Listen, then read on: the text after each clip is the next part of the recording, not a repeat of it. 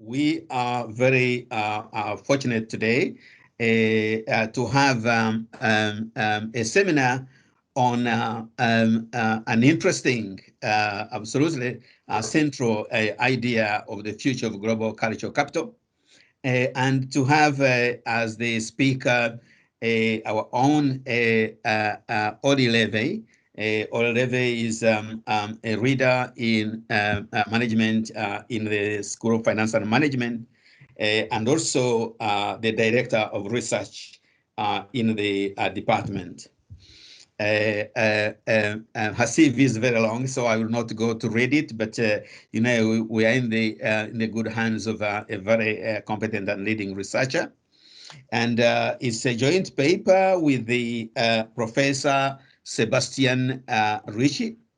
I hope I pronounced the surname correctly, and who is a professor of managing people in organizations at IECE Business School in Barcelona, Spain.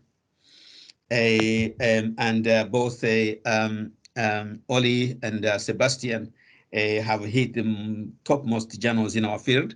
Today we are very fortunate that they can share their work with us, which will give us an insight into this research area and also provoke ideas, which is what basically this seminar tries to do, to address very important problems and to provoke a public debate, and also to give us the motivation to research relevant areas in whatever disciplines we do.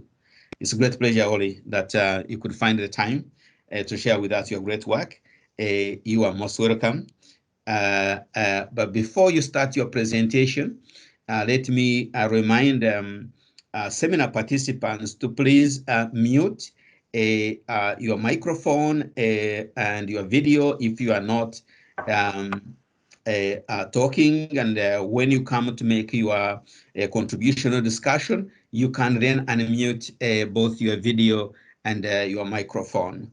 During the presentation, of course, we form ideas as we go. If you get an idea that needs clarification or a suggestion to contribute at this research, please put your observations in the chat room.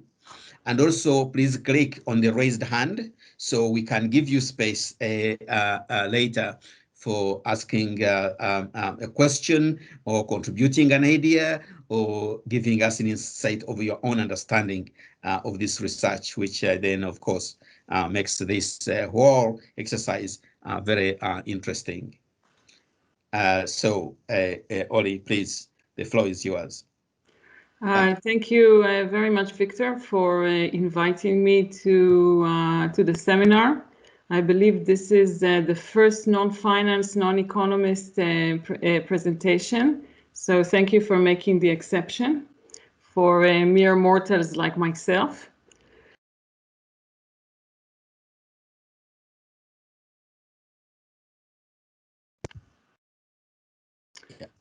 Sorry, somebody have muted me. Oh.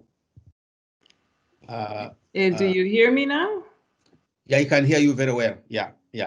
Okay, so it is a pleasure to be here, and I would like to talk today about a topic that is very dear to our heart. That would be Sebastian and my heart.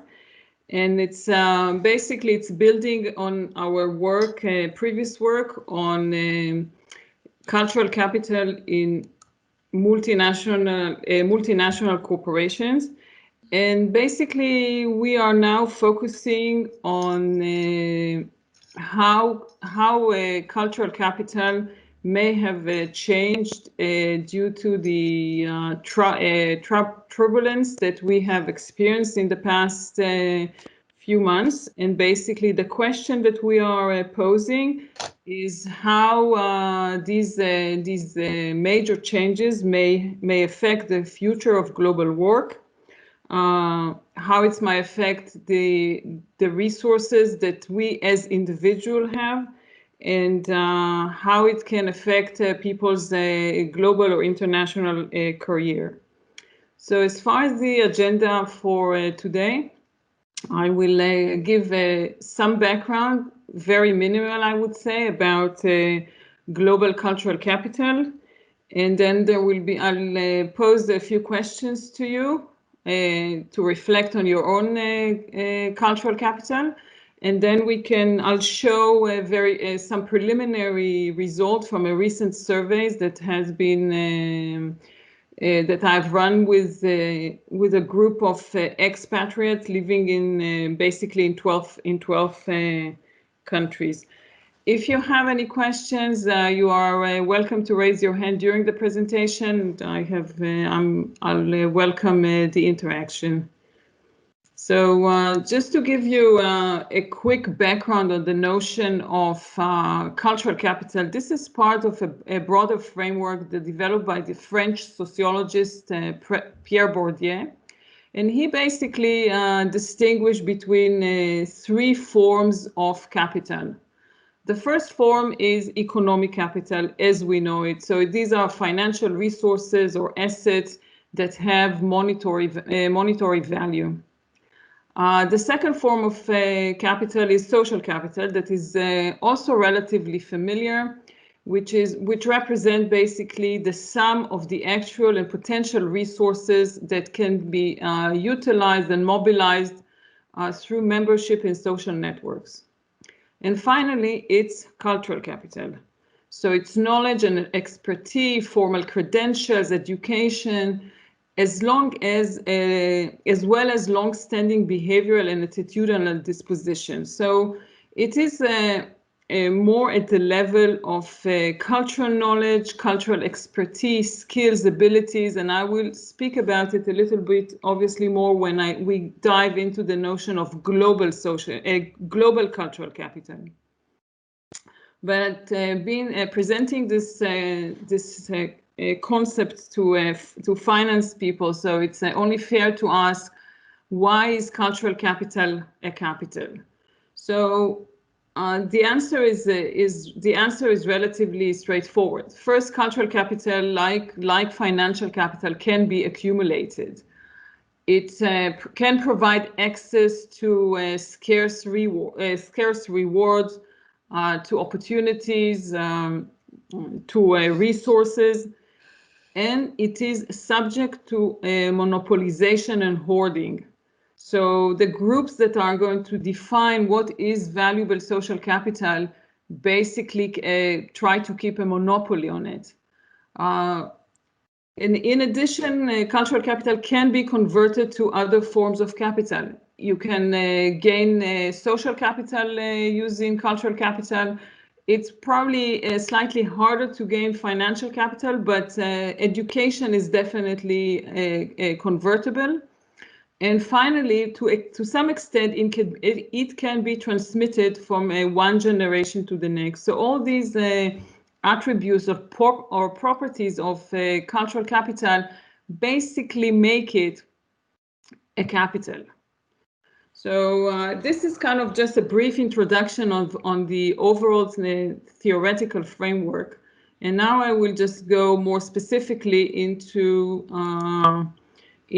global cultural capital. But imagine yourself that you are in a dense forest. This is a rainforest and you are walking around and it's kind of hard to see. You actually need a machete to cut through the vegetation, and you wander around and you walk around, and suddenly you arrive at a clearance. The space is relatively, there is less vegetation, but there are different types of flowers. It's very colorful. It's kind of, there is kind of an emptiness and regeneration at the same time. Can you maybe type in the chat room what you think that may have happened in this clearing? How did it came about? And Victor and Meng are going to monitor the chat since I cannot really see it. So if you could you please share with us the results or the thoughts of people? What do you think have happened? What happened, and what caused this clearing in the forest?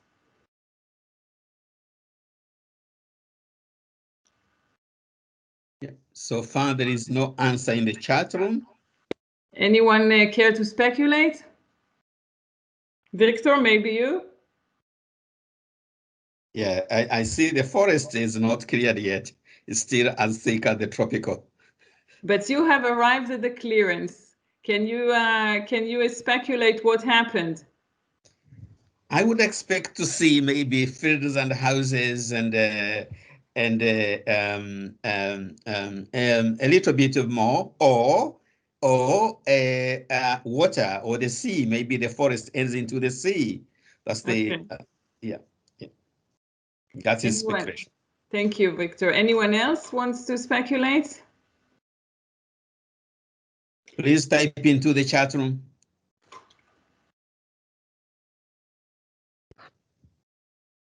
There's nothing typed in the chat room so far. All right. So often a clearing in the forest is caused through some external event. Maybe there was a fire. Yeah, we have two postings. The one is wildfire. Meng says wildfire, and I shall see is very imagine the scene from a movie, Avatar. Excellent. Right. Yeah. Thank you for that. Also, you know, if a falling star may cause a clearance, but what we understand is that there was some disturbance in the forest, and this disturbance basically created some potential of regeneration and opened up some new possibilities in the forest, in the same way that we are basically now experiencing a disturbance. And the question is, how will this disturbance shape the future of our professional and personal life? We don't really know right now. It's maybe too early to tell, but we can certainly speculate.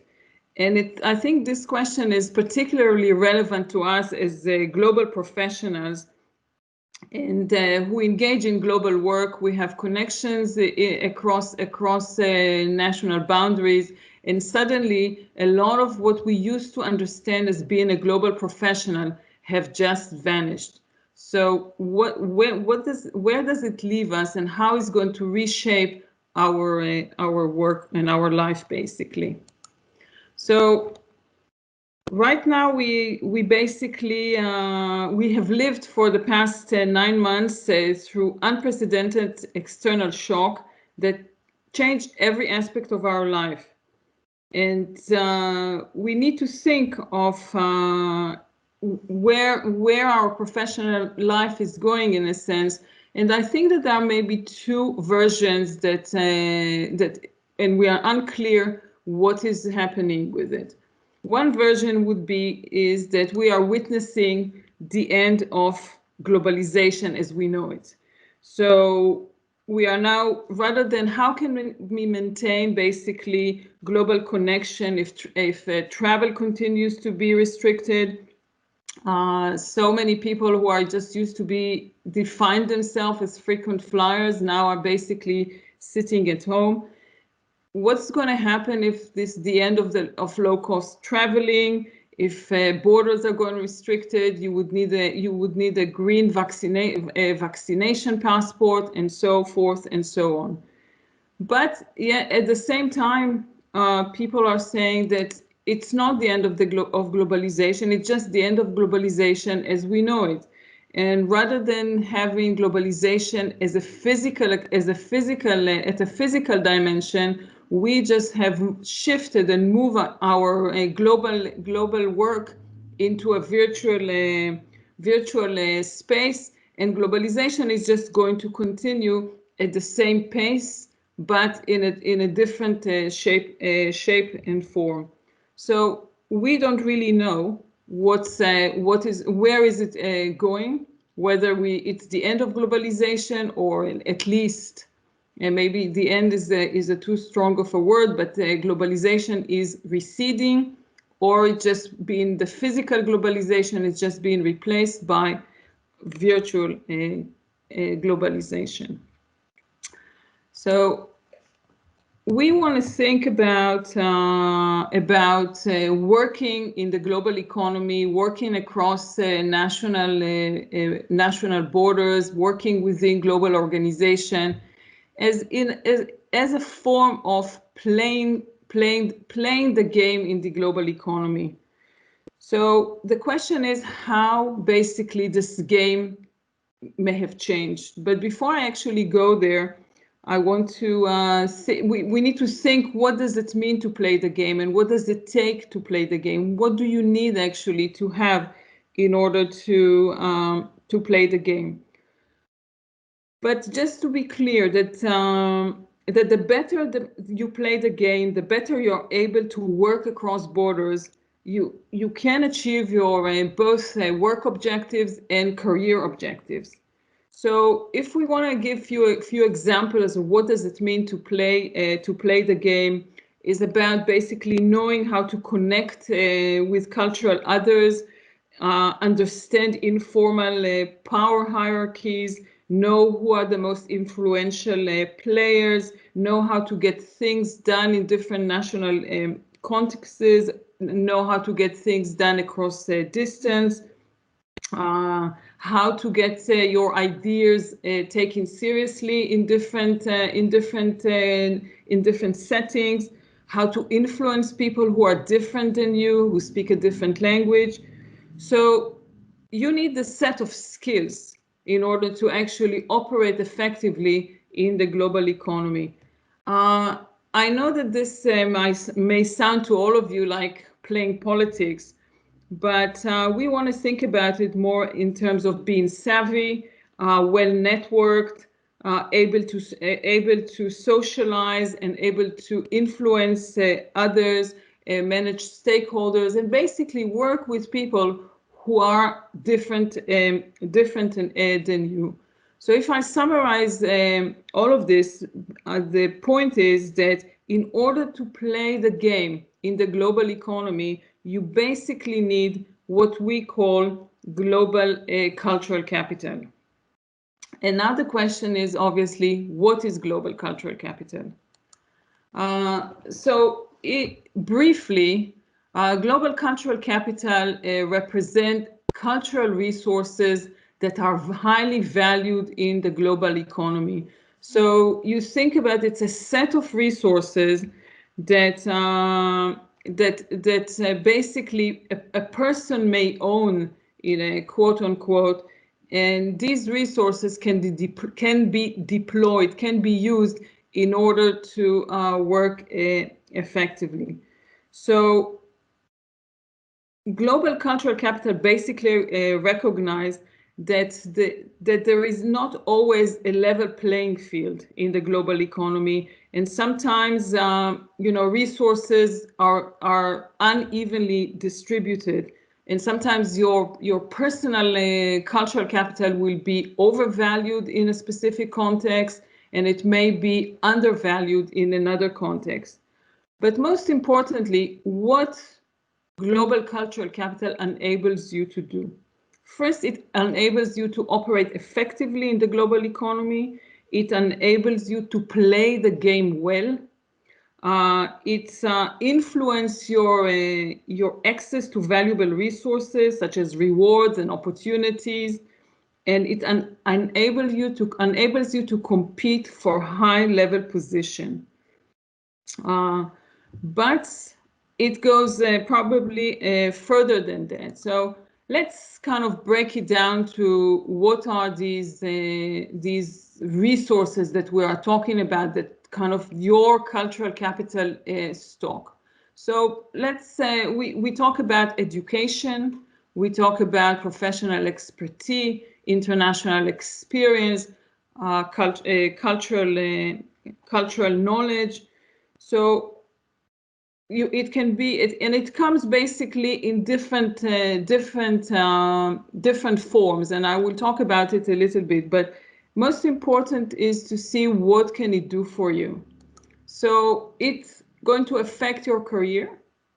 It's going to affect your ability to achieve your work goals, and it's going to affect your ability to influence stakeholders, peers, subordinates, superiors, and so forth. So having this set of resources is basically enables you to play the game.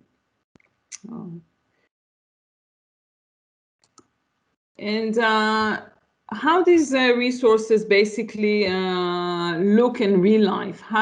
Because global cultural capital comes in different forms. So it can be you can be the bicultural individual who is maybe married to someone from a different culture and learn to speak the language, learn to find your ways in the different culture. It can be a bicultural or multicultural upbringing. I can say as a personal example, I grew up in a home that had two different, my parents were from two different countries, spoke two different languages. I grew up in a third country, and then I went to study in the US, and now I'm here in the middle. I've spent some time in Switzerland. So definitely I had this multicultural upbringing that I was able then at some point to deploy. But also it's about people who may have two identities, like the woman in the photo. Some people are well connected, are well networked. Others just work in a NGO and work with different stakeholders across borders, like the photos of the people who are working for Médecins Sans Frontières. And then we have also the person who is the typical, supposedly the quintessential frequent flyer, who travel globally, well connected, attend MBA weddings in one country, and then fly to a vacation in another country. So obviously, global cultural capital comes in different forms and shape. But I want to talk about to go beyond this and to introduce the idea that that playing the game in the global economy, I want to think about it as a game of cards. So this is a metaphor that we think that want to think about global cultural capital as comprising of three components in a sense, or at least influence, that the game is influenced by three components. The first component is basically your cards, and this is basically the cultural capital that you have. As in any game of cards, you possess a set of cards. It doesn't mean that you have no choice. It usually you have some freedom to pick another card, to exchange your card for a new one. But by and large, if you think about it, the cards basically enables you to play the game. So your education, your cultural knowledge, your multicultural upbringing, your international experience, these are your cards. That's what you bring to the table when you start playing the game in the global economy. But having cards, as good as they may be, is not enough, because the game is also about playing the game is also about skills, and two people with the same set of cards can achieve very different outcomes. So your skills at playing the games, in deploying the cards, also are going to affect the outcome. Your ability to memorize cards, what is still on the table, what is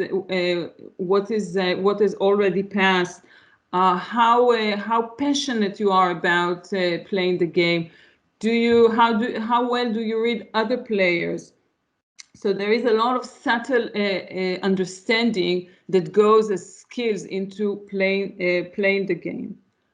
But importantly, and that is something that people are often kind of forget, playing a game is also about rules. So the rules of the game, these are, in addition to cards and skill, the game is governed by rules. And in a sense, rules are the most important part because they define how the game is played, and they define also the value of your cards. So the same card, an ace is not always an ace. So in one game, an ace will be a valuable card. In another game, it's going to be the one card that you don't want to get. So we are seeing a framework that has both cards, skills, and rules, and together basically they operate together in enabling you to play the game. So if I am to summarize this, playing the game in the global economy is about three things. One is your cards: education, multicultural upbringing, international experience. Second, your skills, how culturally competent you are, how well you can network across cultures, across borders. What is your disposition? And finally, the rules of the game. So the rules define how the game is played. They define the relative value of your cards, and they define what is at stake. What are you playing for? What are the potential rewards? What you may gain. So this is sort of a framework that that kind of gives you a sense, what does it take to play the game in the global economy. And now I would like your inputs and answering the question, thinking, reflecting on your own career. Which dimension has influenced your career the most? And Meng is going to post a link in the chat. So we would ask you to go to this link and give us your answer. There are three options: your cards, your skills, and the rules of the game. Yeah, I think that we can close the poll and show the results. I'd be very curious to see it.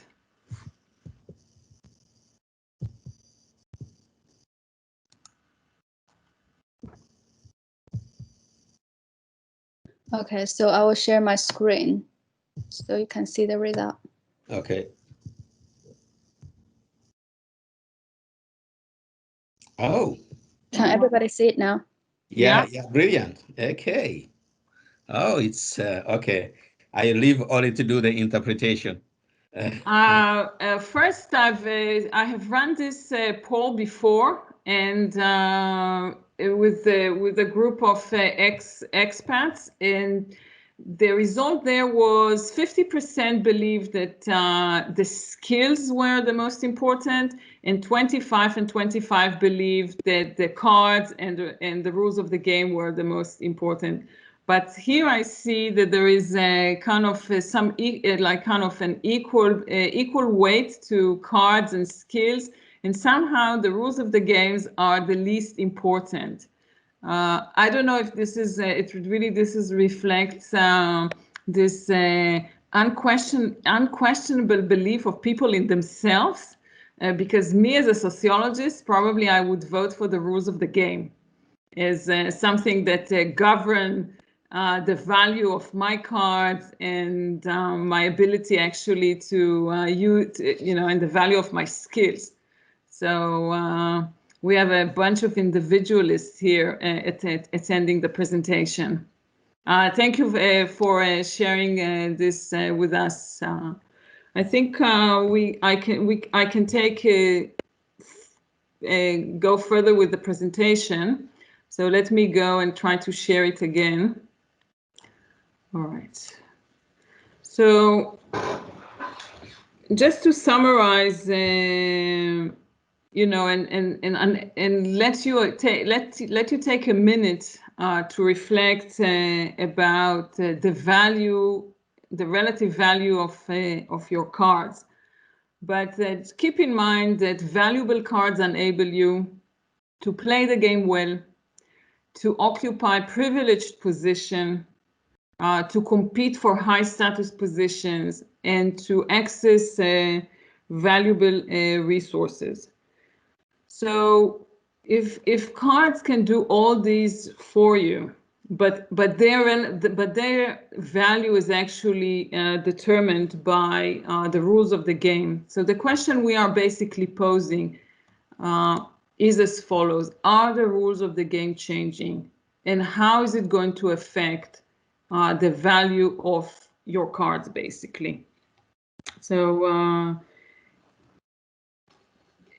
this is kind of the overarching questions of the research, and the changes that we are obviously considering is basically the pandemic.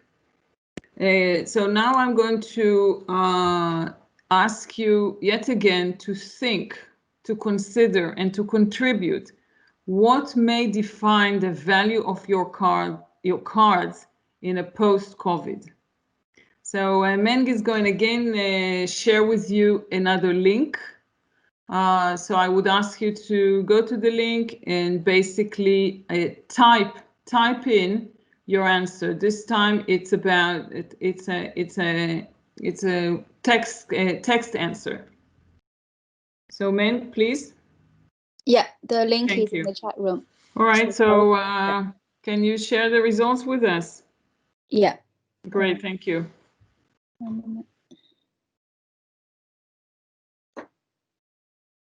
So can you see it now? Yeah. So can you enlarge this a bit? So we can see that basically adaptability is. I can't enlarge this. Okay.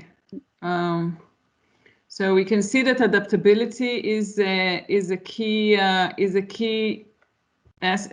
dimension that influence the value of your cards.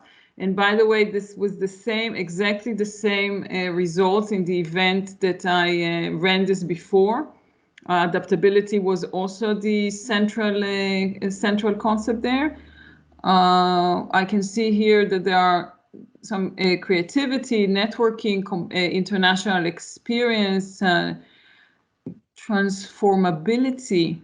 I don't know this. My ability to use them, industry, activity. So, but I think that what we are taking from here is that adaptability is basically is going to influence, at least in your view, is influencing the most the value of your cards. So if you can adapt, you can survive, you can increase the value of your cards. If not, you're going to become the cards may become obsolete. That's what it tells you basically. Thank you, Meng, for that, and thank you for everyone who contributed. I will now would like to basically show show the results of it's a preliminary finding. It's not a very scientific. The survey is scientific, but we have collected the data during an event it's called with an organization that is called Internation. So this is the largest virtual network of expats, and the event was attended by about 120 expats living in 12 countries. And in terms of the valid responses, we have, depending on the question, there are between 30 to 55, 54 responses. To give you a sense of the participants, They all of them have lived in multiple countries. So the on average, they have lived in 3.7 countries. They often have more than one citizenship, and they speak multiple languages. No, it's a group of people who are very international. They are invested in a global career. This is basically their bread and butter. And we try to and we ask them various questions in trying to gain a sense if they have experienced any change in the value of their cards, in the in whether the rules of the game have changed, whether their social capital may have changed, their global social capital. So I'll present here a kind of a set of responses, so you can get a sense what people are actually thinking about and trying to evaluate what is going with their global cultural capital.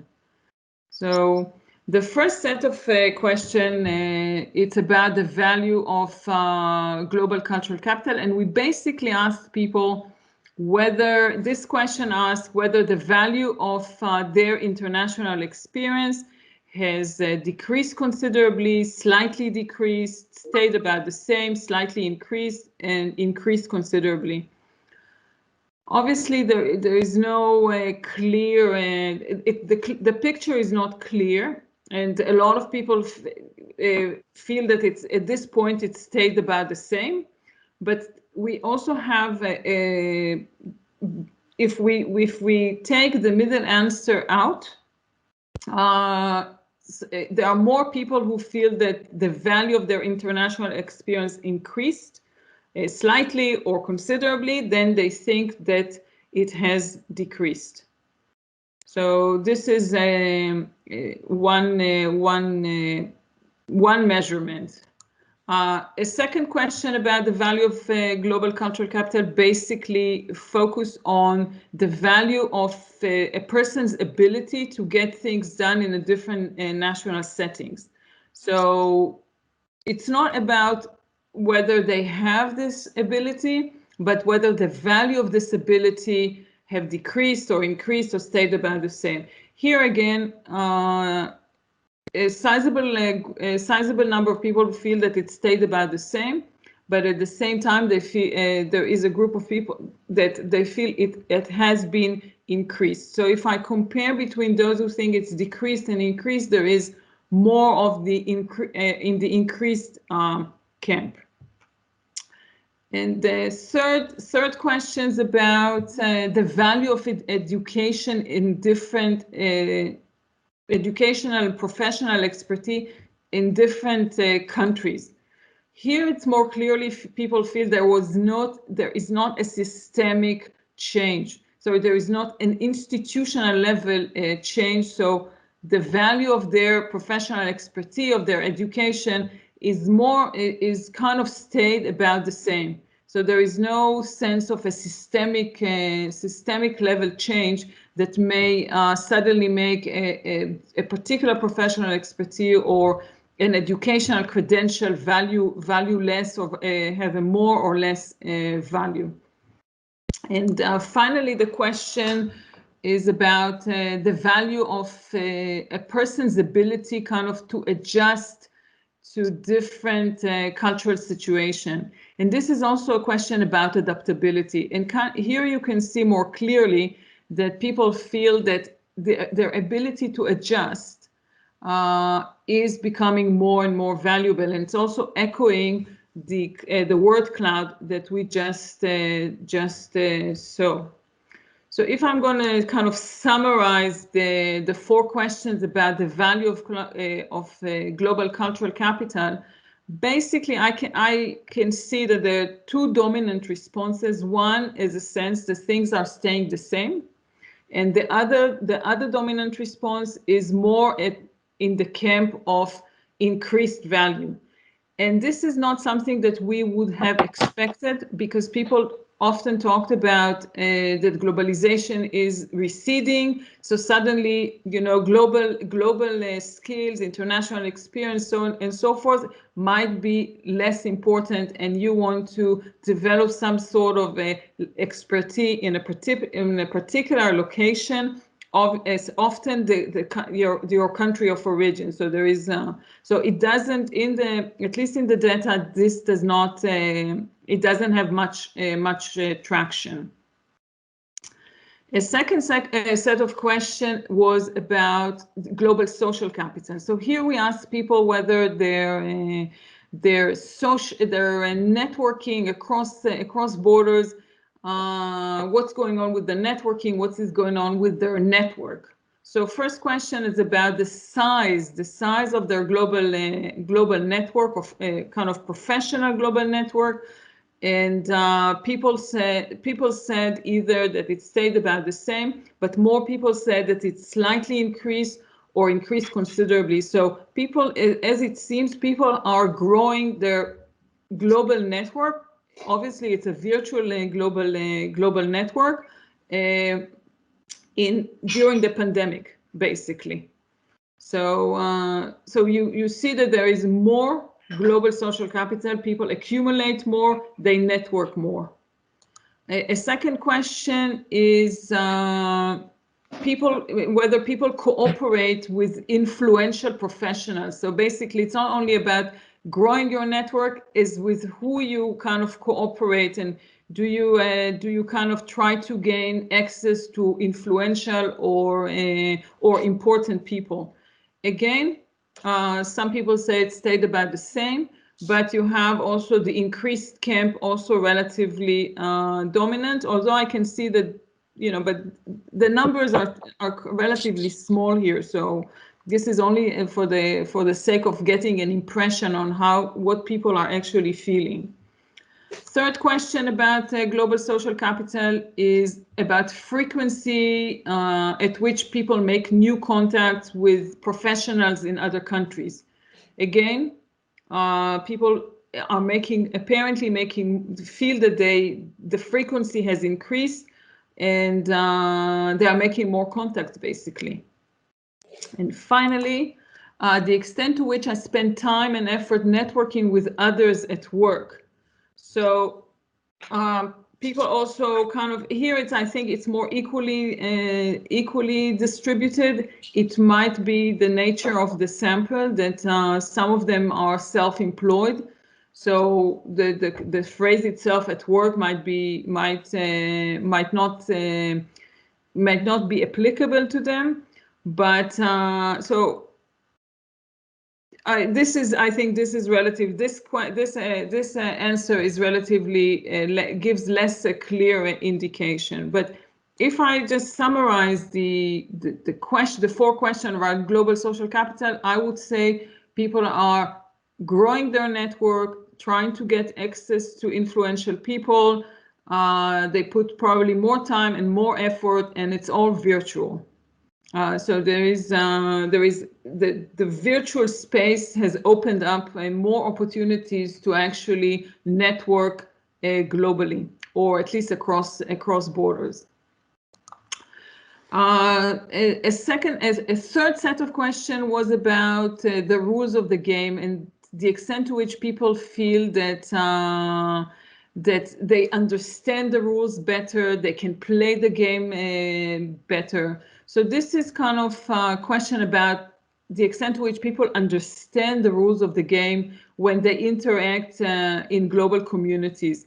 And I think that a lot of people felt that it stayed about the same, but there is also an increased understanding. People are talking about an increased understanding, but also about slight decrease. So, but overall, I think that it's either stay the same, or it's people have more understanding of how to work within and across global communities. A second question is about how, the extent to which they feel at ease, so they can play the game with a relative ease. So that's It's a combination of whether they know the rules, they have the skill, and they master it well enough to feel proficient and competent around it. And you can see again the results. Some people believe it stayed the same, but once you take them out, people feel that it's slightly increased for them or increased considerably. Their ease, basically. Third questions about the importance of engaging with global communities for career advancement. I think here the picture is more clear. People also feel that it's becoming more important. So to basically engage and be out there and network and in order to promote your career, basically. Fourth question about the capability to operate within and across global communities. Here, people again, you can see the results. This is a mixed. I think it's a mixed result. But my read of all this, if I summarize it, I don't think people are experiencing a systemic change in the rules of the game or like some sort of a earth-shattering moments in terms of either understanding or the importance of playing the game. And then there are another set of questions. These are polarized questions. So we ask people about their expectations about the global job market in the next 2 to 5 years. So we ask them basically if they think that the value of their professional credentials and skills will go up and down in the global job market, and there is here clear feeling that the value of professional credentials and skills, basically it's the value of global cultural capital. They feel it's going to increase. They also believe that their status as professional working internationally is going to increase. So they're going to get more status. They think that they're going to have also more international professional opportunities, definitely contrary to my expectation, to our expectation when we started this research. And finally, they feel that they're going to face more competition in the global job market.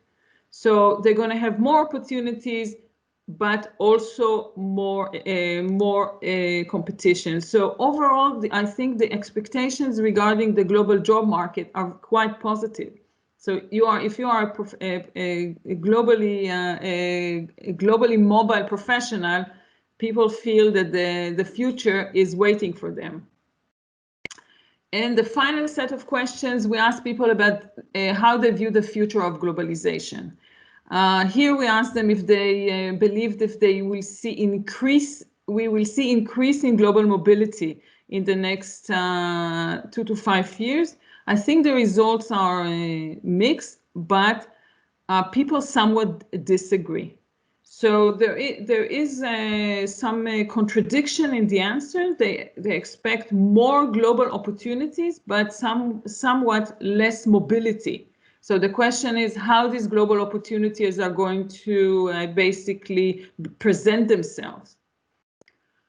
Again, we ask people if they expect people to come back home to their country of origin, and here's people's they neither agree or disagree is the dominant answer, but some people somewhat agree. There is a sense that people might be coming home.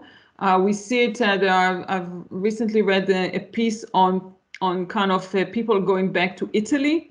So kind of under the Italy stop the brain drain. That somewhat is reflected also in this answer. Here we have a question about whether international interaction will be more concentrated regionally, I would say. This is, I don't think that there is a clear answer in any direction, because it's the response is scattered across all categories. I wouldn't say even, but even enough. And the final questions, if whether the benefits of globalization are going to be kind of more distributed across countries rather than and here again, I don't think the results are clear, but in terms of this question. So if I summarize the results about the future globalization, it's I would say unclear, at least from this result. People are not sure what to expect and what globalization is going to look like. So that might be the wrong set of questions, because we are here asking people about globalization as we know it. But globalization as we know it might be just the wrong set of the wrong way to ask about the future of globalization. I have reached the end of my presentation, so thank you very much for indulging me, and I'm happy to take questions. Thank you so much, Orly. Absolutely interesting and also interactive and engaging with the participants, and that was very very good and interesting, thought-provoking as well. I can see a couple of comments in the chat room. But I also would like to encourage participants to indicate, raise the hand, show their hand, raise their hands using the indicator in the on the screen, so that we can call upon them to make some comments or contribute to the discussion. So indeed, I can see a hand going up from Oladapo before we move to Juan. So Oladapo would like you to go first, and then we'll get comments from Juan. Thank you. All right. Hello, good afternoon, everybody. Thank you very much for the presentation. It was quite insightful. So my question is, for your data, did you classify the respondents based on their years of experience at their work? Because what I think would happen is that the people at the top of their career would probably want to choose rules of the game than the skill. So I think that information might be critical in really separating the information clearly. So. Thank you, Adapo. Yeah. Do you want me to? Yes, please. Yes, Orly. Yeah. No, we haven't classified them in relations to their years of experience. I must say that for me, this is really it's a pilot of a pilot. So the data is so preliminary and so it will not stand to scrutiny in some ways, but we wanted to just get a taste, get a feel, get a sense of what people are think and feel, and that's we build this survey. So, but thank you for the suggestion. I think it's a very good one, and most definitely something that we will do in the future. All right, thank you very much. Thank you, Oladapo and Orly. So Juan. Hi, I'm sorry I'm not going to open the video because the internet is really not stable in the house while everyone's doing it. Thank you so much, Orly. I think it's really fascinating. We do need all these kinds for, the cognitive perspective to understand the business, especially during the pandemic. And then hopefully if we go beyond and back to kinds of new norm, it's very important and it's really, into our heart. My question here is that when I look at the data first, even though it's a preliminary, but when we say it's a global cultural capital, then when you actually put global, then definitely we're talking about more about globalized phenomenon or certain kinds of definitely more than multi-dimensional aspects of a cultural capital, but your data actually showing that pretty much the mean of the respondents pretty much, I think, is 3 or 2. I may actually quickly past it. So while you term or you phrase it as a global cultural capital, but to me it's more like certain kinds of multiple or certain kinds, even dual, these kinds of working in 1 or 2 or 3. So it's not truly global, to be honest. That's my first question. The second one is, I think the fundamental issue is why we use the global cultural capital together with the other things, because we believe it's very important for global business during the past trends of globalization. Then this kinds of return, do you think it's more applicable to those kind of large multinational firms, or we say more global firms, and rather than certain kinds of SMEs or certain kind of domestic firm? So how this can be translated into the different types of business in international business and trade? And then the third question is that I think global culture is really a broad item. I definitely need to read more details about your theoretical paper, but I do believe, like also some other comments in the chat, is that culture can be reflected into different levels and dimensions. So when you're talking about the global cultural things, have you considered about those kinds of subgroups? Their global professional cultural aspects could be quite different, depending on what kinds of resource capabilities and experience they've got. And this definitely changed the way how they view the world and view the business outside of the pandemic. So that's pretty much my questions. So yeah, I'm quite looking forward to. Thank you, Juan, for the question. There was some disturbance. I couldn't hear the first question. So let me just try to pick up on the second. We are distinguishing between what we called a company-specific cultural capital. And this would probably, and we are doing it in the context of multinationals. So the value of your cultural capital really depends on the context. So if you have, for example, a very global company that also has a global culture. So if you have a lot of, if you have kind of a lot of international experience, and you have, if you lived in different countries and you have good cross-cultural capability, it's going to be valuable. But we know that a lot of multinationals are still relatively ethnocentric, despite the fact that they have businesses all over the world. And in these companies, to have a global, so to speak, global cultural capital is not going to do you much good, because you're better off being a Japanese working in Japan in the headquarters where decisions are being taken, rather than to have a global or international experience. It's true about, we know about Danish companies that can have, a very Danish culture, and they call it global, and it's great. But in reality, you need to be versed, you need to be proficient in the national culture and in the company specific. So I think that what we are presenting here is what is more kind of, we call it a more cosmopolitan cultural capital.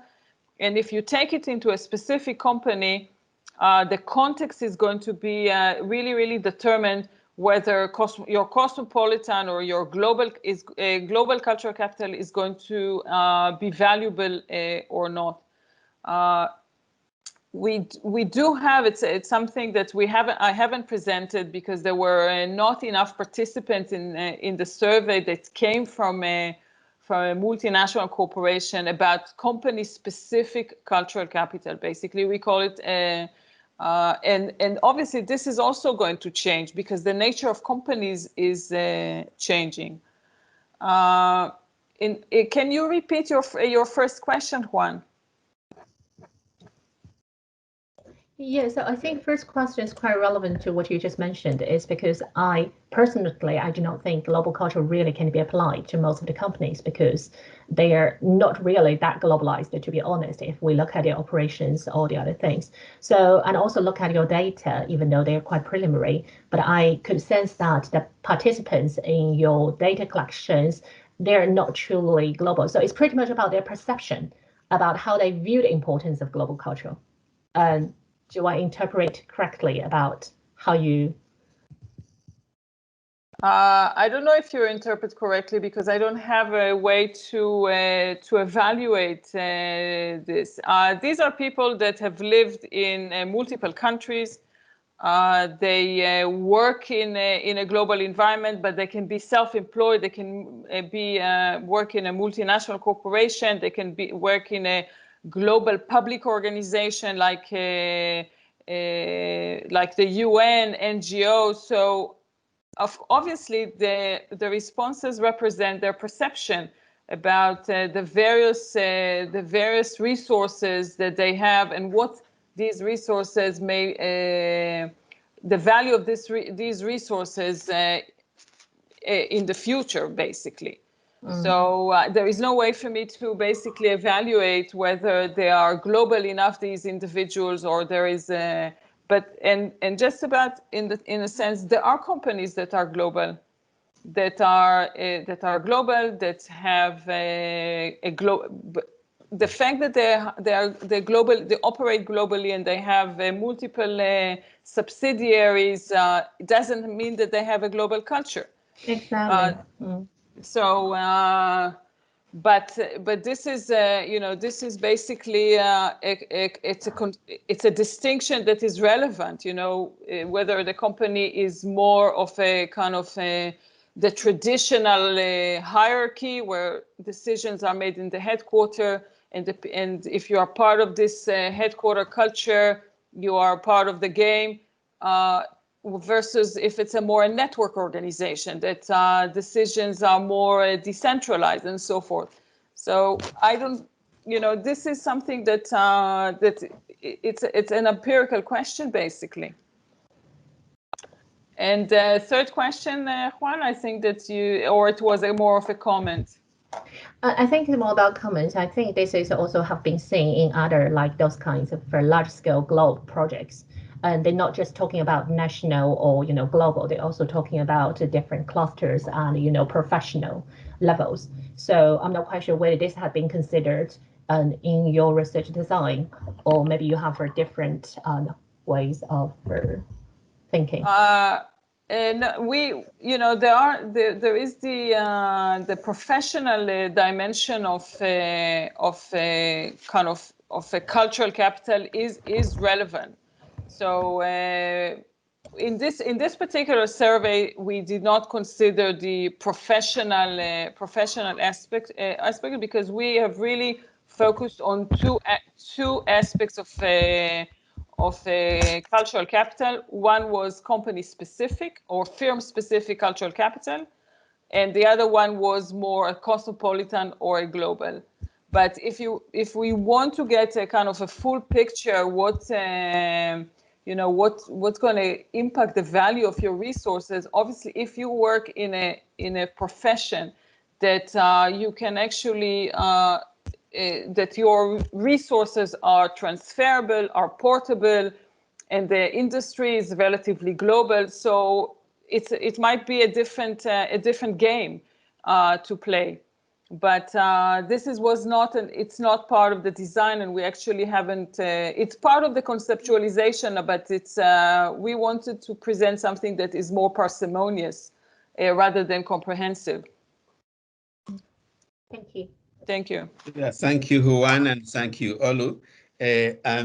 I'll have a comment and a question to make, but I just gonna put it in my own field of banking and finance. But I leave that, and first I call upon two people who have posted interesting comments in the chat to see whether they would like to share the discussion with us. Juliet Onyeka and then Aisha Demir. So, Juliet, would you like to ask your question? Yes, directly? Yeah. Yes, thank you. Yes, thank you for your presentation. During the presentation, you mentioned, showing us the findings, you mentioned that the results weren't really what you expected. So I just wanted to know what was your thought process in terms of taking on the research? I'm sure it would have maybe been pre-COVID, pre-pandemic. Perhaps what was your thinking at the time? What were you expecting to see in terms of the results? Thank you for the question. Basically the empirical project was developed post-pandemic.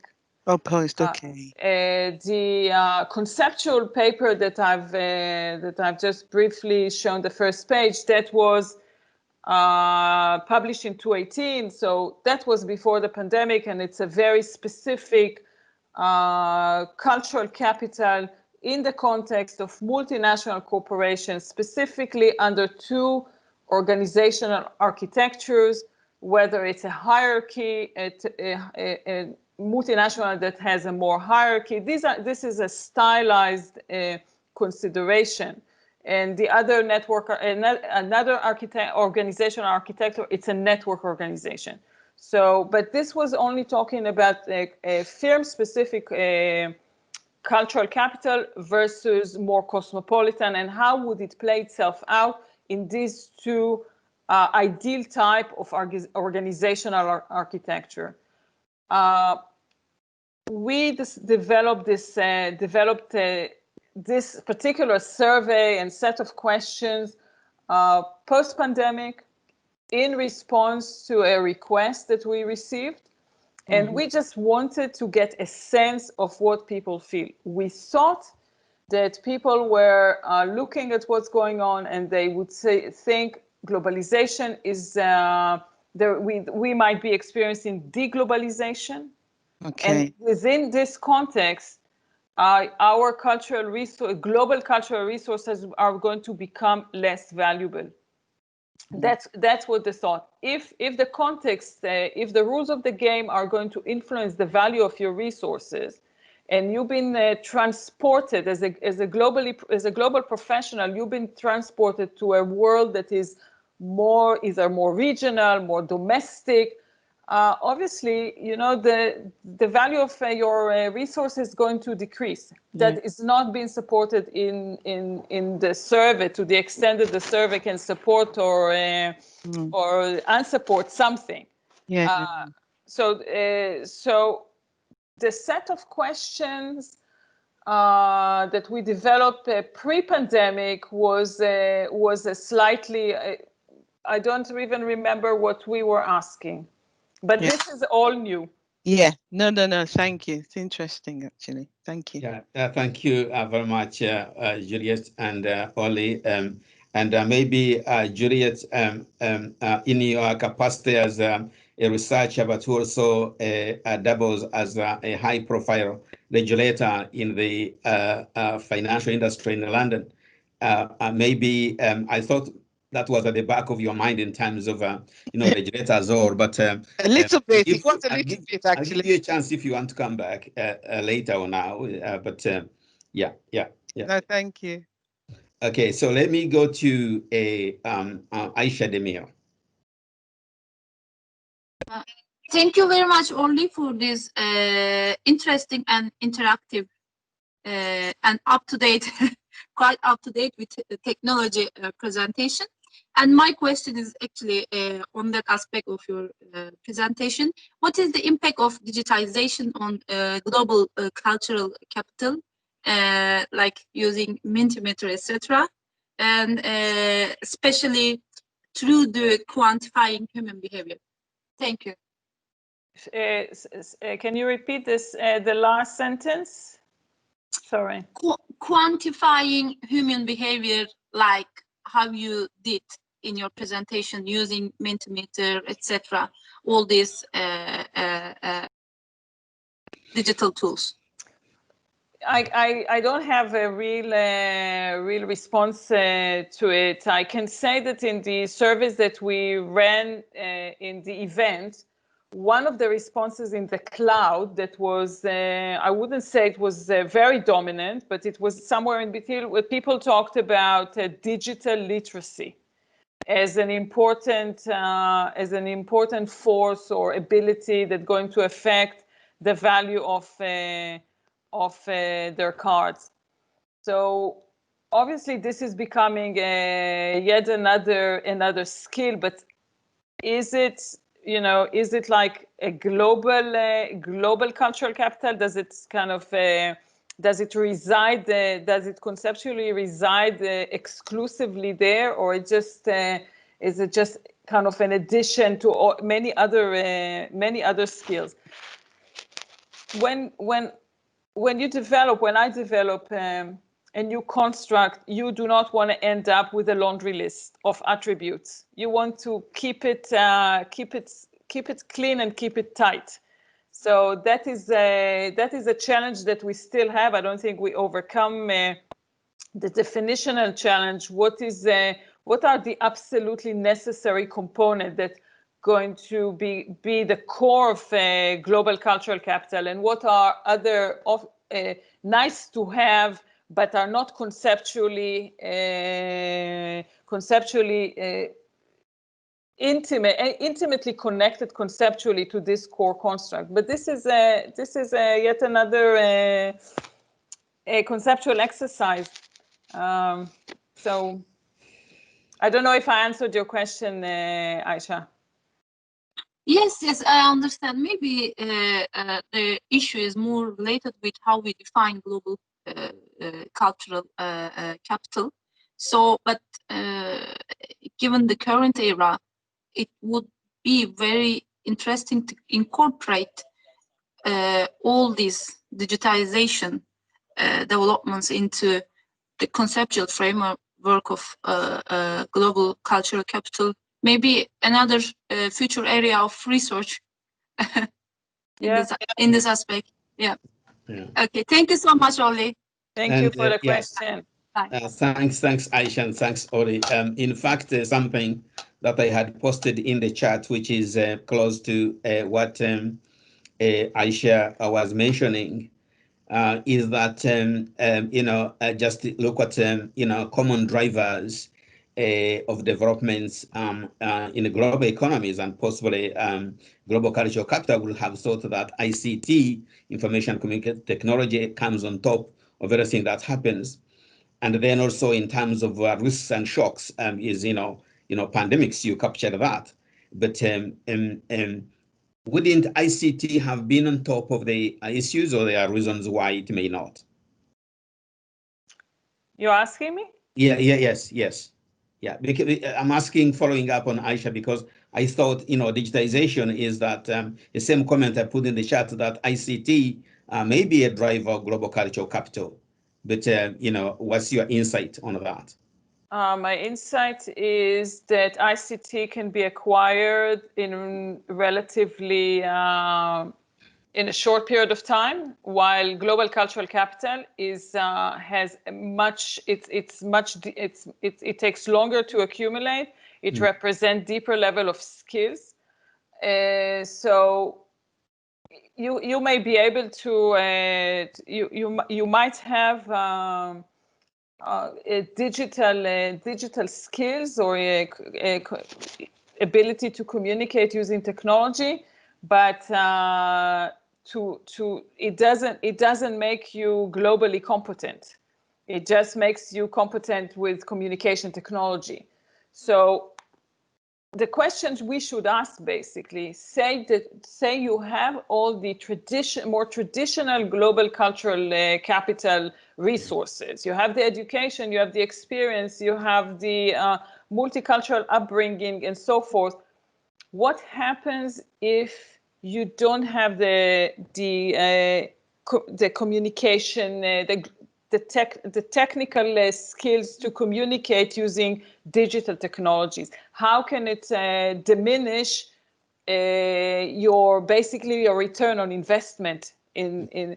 So I would see it not as an integral part of the construct. I would see it as a kind of in the same way that if you couldn't board a flight in the past because you are afraid to flying, how can you deploy your global cultural capital? And I think it's about the deployment rather than an integral part of the construct itself. And it's much easier to acquire this skill, I would say, than to acquire a multicultural upbringing, an international education, and 20 years of international experience. Okay, thank you. I think I should bring in, other participants. I can see Anosi, and then after Anosi, maybe I need to go back to one who had, well, that is an old hand or a second hand one? It's just following what you're talking about IT, but I'll leave someone else to talk about it and I'll come back. Okay. Anosi.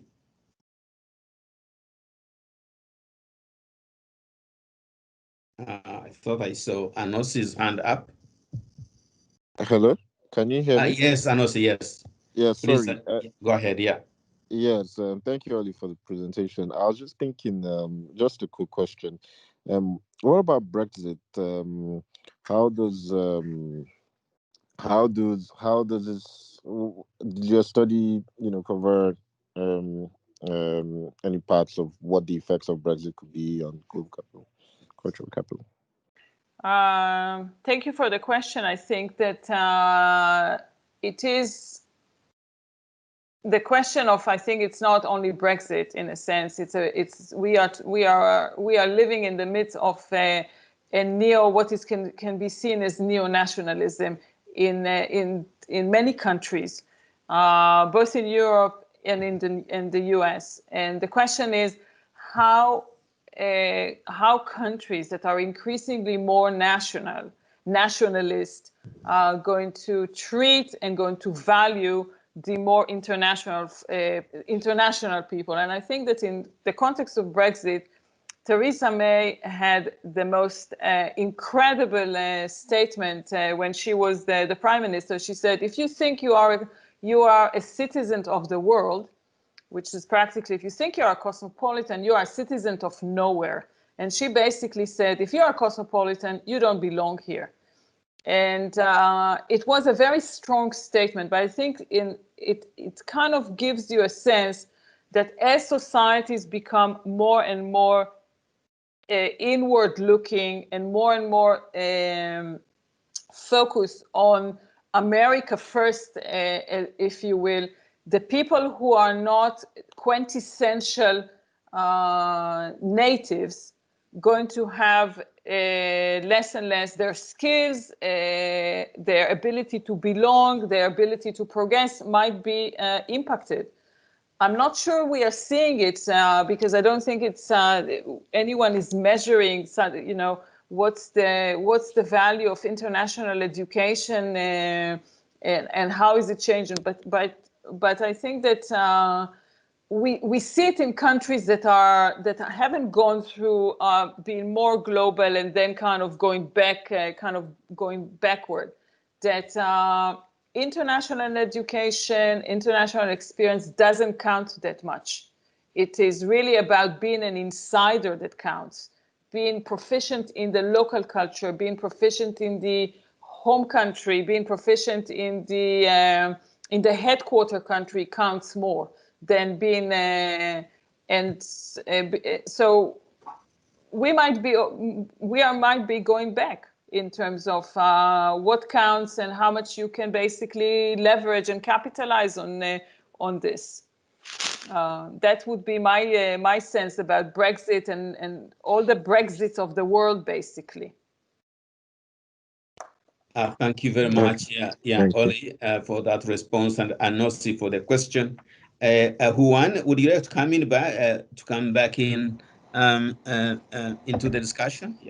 Yeah, sorry to actually occupy platform, but I think it's really quite intriguing to look into the ICT or those kind of technology-driven, this kind of technological factor really change the landscape of global business. We have to make sure, when we're talking about large multinational firms, but at the same time, we have seen those kinds of more global firms, more digital, particularly looking into those kinds of digital platform, and which has been recently studied a lot in international business discipline and also international marketing.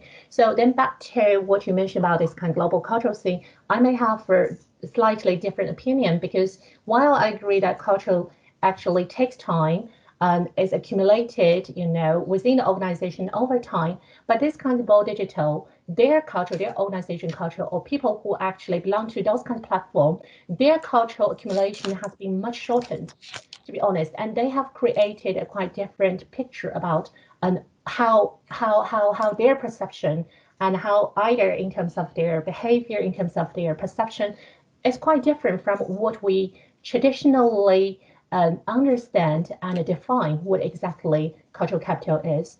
So that's why, while I agree with you that those kind of professional culture actually has been accumulated by living in those countries over the years, speaking different languages, but technology really changed. And also the culture can be actually changed over time, to be honest, and in a very, very fast way. So yeah, that's my personal opinion. I totally agree. I think that it's very, you have, if you have, you have, so to speak, a cultural capital, and you have a set of resources. It's one thing to be charming and to influence people in a face-to-face conversation, in a meeting, in a boardroom, and it's quite another to try to translate and take these skills across digital platforms. So I think the interaction between the traditional skills and resources and the medium through which they are basically being used and deployed, this is going to matter. I think that, but we also already seen it happening in multinational corporations. And I don't think we have considered it, the interaction between the medium and the set of skill enough in terms of research. It certainly, I have not looked into it, because we could have up until now we probably could get away without considering it, and we could imagine the more traditional multinational corporation, people fly, they come to visit, they go to leadership seminars with and so forth. So the virtuality of these interactions, while we consider them, it wasn't impacting our understanding of the core construct. The core construct stayed the same. We just brought another layer, and but I think that might change. Conceptually, that might change. I hope not in my lifetime, because I'm not going into considering it myself. I'm gonna stay an old-fashioned girl and just fly over. Thank you. Thank you, Juan, for contribution, and Orly for the response. And now that I see no hand in the indication, and also no new entry in the chat room, so let me go back to where I was going, and I must apologize to Orly, because I'm going to go into a finance kind of perspective, because, for example, mobilities and professions in banking and finance are much more driven by prerequisites, or what they call PACs. So the financial element there, is how individual person are remunerated, and the variations in the prerequisites across different groups. But what the implication there is here a question, is whether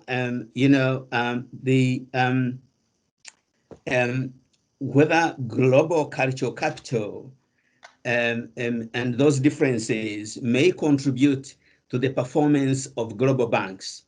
So whether one could get a result from, say, interviewing the way you have been interviewing to say that banks that have maybe they're attracting culturally diverse type of people and paying them higher, that's the purpose that is coming in. When it comes to performance could be in terms of profitability or in reduction in bank risk taking. Okay, so few losses, few limited, say, risk loans and so forth.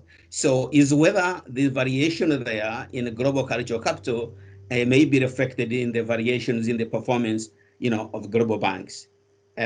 Would that be an interesting interpretation and the context of extending your research into the banking dimension, specifically focusing on people working in the in the banking front, and also banking firms, because actually that's where there is a high high mobility.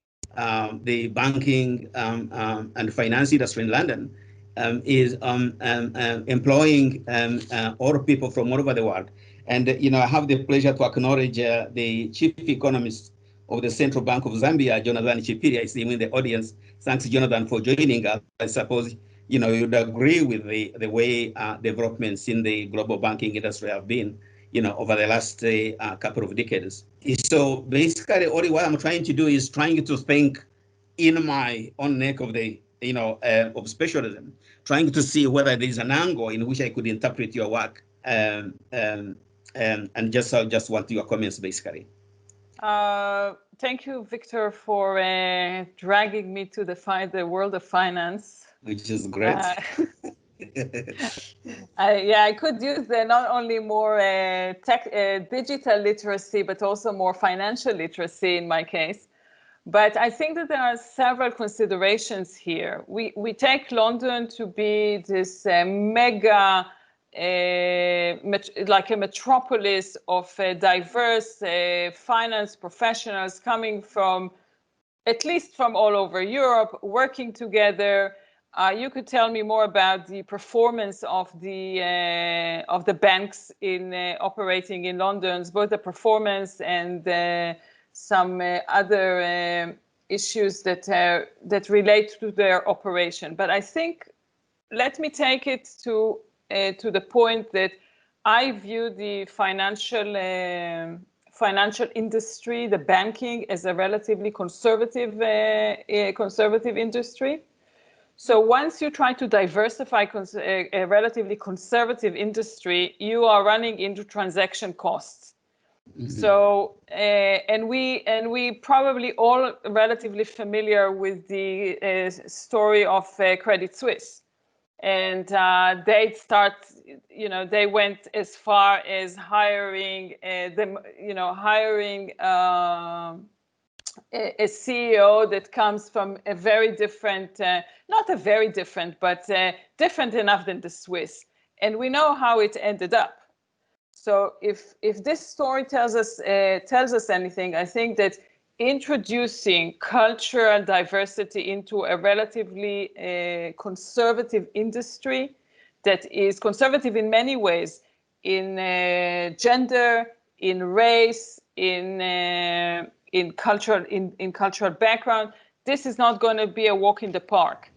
And it might, after they absorb all the transaction costs, might positively influence their profitability.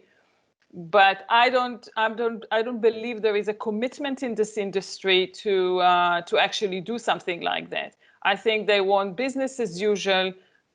In this, that would be my guess. The only thing I see is when the industry will move to become more and more removed from the national grounding of it. So, because some of these, I know the Swiss context better than I know. So, if the Swiss banks are going to become less Swiss, maybe there is a room for a more true diversity. What they right now have is diversity officers, and I'm sure they are well paid. But I would like to hear your views about. I think it's also, as we like to say, it's an empirical question. Yeah. But what are your views on introducing more diversity into this industry? No, thanks. Sorry, I think I'd agree with the observation that diversity would be an important question, and the extent to which it contribute is something that would be a subject of empirical investigation. I want also to take this opportunity to acknowledge the participation in this seminar of Bob Anibare, who is indeed an alumni of SOAS, and a very high-profile bank who is helping us at SOAS on various dimensions. Very pleased to see you, Bob, in this meeting. I think we will be having further discussion on this with people interested in banking, and also engaging you, Orly, to benefit from your insight of this question, because this is how innovations are made across research, dimensions. An issue investigated, an issue like what you are looking at here of great interest of global capital, global cultural capital, and then we, try to reinterpret the question with the view of a big issue of the risk-taking behavior of global banks, okay, which have been working for many years, and then we can see whether it actually drives into a research agenda. Very delighted to see you, Bob. Yeah. I just want to say that both Sebastian and myself would welcome access to collect data and engage in various ways in the banking industry. For us, it's a gold mine. Excellent. Because the most important thing, as you know from the presentation, is access. Excellent. So I don't know how much you charge for access, but maybe you'll give us a discount. Will be definitely. So we are coming to close. We are coming to the end of this, wonderful session. And thank you, everybody. We've had people participating from all over the world, and this is, this is great. And next week we'll be looking at the recently launched a report of the United Nations Economic Commission for Africa for this year, which was globally launched. It was under embargo, and a good number of people here in the Center for Global Finance contributed to the production of that report. It is in innovative financing of the private sector, and so I look forward to seeing you again, next week, same time. Thanks so much, Orly and Sebastian. Thank you. And thank you, everybody, for the active participation in what has been a very truly insightful seminar. Thank you indeed. And we'll see you here next week. Thank you. Thank you, everybody. Thank you. Okay, thank you. Bye-bye.